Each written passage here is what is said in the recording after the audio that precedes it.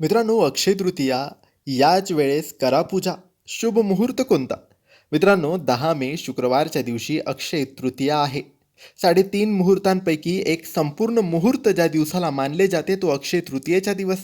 पितृंना घास टाकायचं, तर्पण करायचा, पितृंना तृप्त करायचा, विष्णुदेवाचे पूजन करायचे, सोने चांदी खरेदी करायचं, असे अनेको शुभ कर्म शुभ कार्य या दिवशी केले जातात.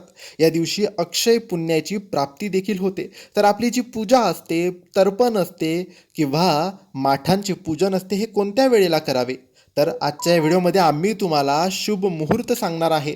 तो मुहूर्त आहे 10 मे शुक्रवारच्या दिवशी सकाळी 5:48 तो मुहूर्त सुरू होणार आहे. ते दुपारी 12:23 पूजा करण्याचा, घास टाकण्याचा, नैवेद्य दाखवण्याचा अत्यंत शुभ मुहूर्त हा असणार आहे. श्री स्वामी समर्थ.